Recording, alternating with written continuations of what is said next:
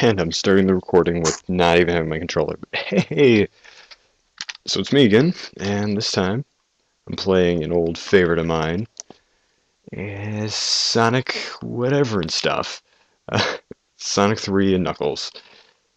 Uh, Sorry for the lack of sound. I tried to get it to work, but every time I would change it up, change up the sound settings, it would be annoying, and it would just it wouldn't go low enough to where it was its lowest setting was still insanely loud, so I could not do anything about it.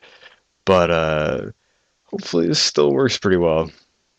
But anyways, this is probably my favorite classic Sonic game, just because I don't know, I love the whole redesign they ended up doing with Sonic, making him a little bit less.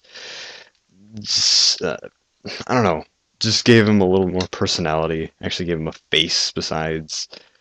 I also love the whole art style of this game. I always talk about art styles, always being the two games I've played. But um, I love how even the background's animated, and I love how every level pretty much has its own theme. And now I'm in the Blue Sphere world, yay! And I always loved this method of getting Chaos Emeralds. Spoiler, you get Chaos Emeralds from this. I always preferred Blue Spheres to just about any other system of getting Chaos Emeralds, just because I don't know. It's fun. It's fun to do. It's a very basic, simple collection thing that isn't that boring. Really, it kind of is, but I don't really mind it. And then if you're good enough at it, you eventually find out that you can do this, and the middle ones all turn into rings, and it's pretty cool. And I don't know. I really like uh, just just about everything about this game. I loved it especially when they combined Sonic 3 with Sonic and Knuckles and just made the whole story complete, and made the inclusion of Super Emeralds, which I'm hopefully going to be able to get eventually, even though I don't know any of the Super Ring, Mega, just whatever ring locations where you have to jump into the ring and you try and get the emerald. But I know most of them for uh, most of the Chaos Emerald ring things, so hopefully I can find those. For those of you who've never seen anything on Sonic 3 before, I'm sorry this is probably incredibly confusing, but I can pretty much sum up the basic story going on so far. I'm Sonic, super fast hedgehog guy, with my friend Tails, and we came here to just there was an island. This is an island that was floating and that fell out of the sky, and we're like, whoa, we should go check that out. And when we get here, this dude Knuckles, because Eggman talked to him, he's like, hey dude, Sonic guy he's kind of a jerk. Should probably do something about him, you know?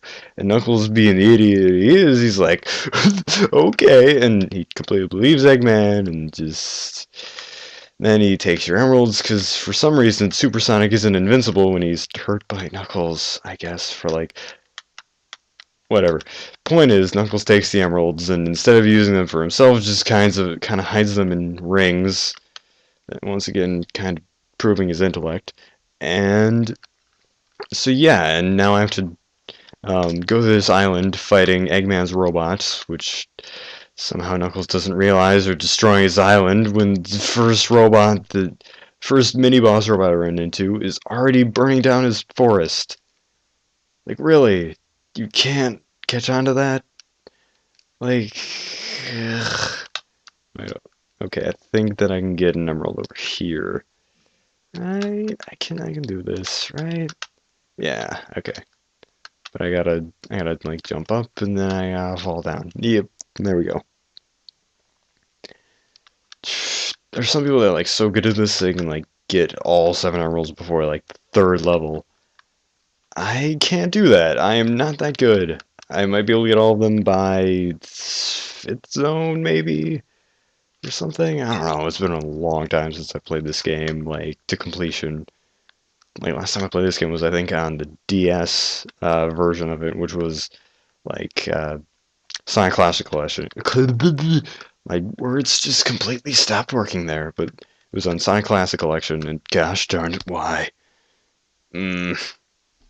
Sonic Classic Collection, played that, and that was like my first, like playing that was my first time actually beating a whole lot of classic Sonic games, and this was definitely my favorite out of all of them. So I'm glad I get to play this on this channel thingy.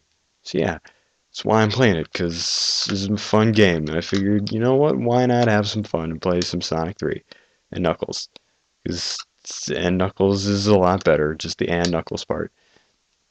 But the only thing about this game is Sonic has like almost no advantages to anyone in this game. The only thing he can do is like use the shield special abilities, which only pretty much balance him with everyone else. Like they don't actually give him that much of an advantage in any way. Like anything he can do with these shields, like the other characters can just do regardless. Like double jump, Tails can just kind of fly forever. Uh, the whole homing attack, like this thing, Knuckles can glide and get even further, so it's kind of pointless. I don't. eh, The only reason you'd ever play as Sonic is because you get to play as Sonic. That's it. That's the entire reason. I see. Like I don't get it. But yeah. Another thing I do love about this game is like I love the smooth transition from zone to zone, or not zone to zone, but uh act to act. Like you don't have to like wait for a whole new screen to load or anything. They just like the end of Act 1 is the beginning of Act 2, which I don't know, I always thought was pretty nice for a Sonic game to do that. And I don't know if they actually had any more Sonic games that did that. I mean, I know there's some ROM hacks that do that now, but I don't think that there are any real like I don't think that there are any real like other official Sonic games that do that, which is kind of sad because it was a pretty cool mechanic, and I wish they would bring it back. But apparently, they just don't want to. I don't want to do a thing that everyone liked. And actually, before I fumbled on my words and said zones instead of acts, because there's a difference, I guess. Well, actually, there is, but um, uh, there actually is a pretty good transition between every act. It isn't just like in Sonic 1 and 2, it's like, oh well, you're in this grassy green hill. Now you're in a cemetery looking lava area. Like there's no transition between the two of them. And then but in Sonic 3 they were like, hey, we're gonna give you a transition. Like if you're gonna go from this like sandy area to a lava area, we're gonna give you an excuse. Like here's the thing where you like fall through a floor. It's I don't know, like they gave an explanation for every single level, and it's nice. It's refreshing. Uh, this game tried a lot of new things, and that really worked out for it. Uh, like it honestly made it just a great game, and like the whole like Sonic 3 and Knuckles thing just kind of added to how great Sonic 3 was because it not only did it double the amount of levels it had and just add on to the whole story to it, uh, it also just added a few new things that weren't even in Sonic and Knuckles, like Super Emeralds.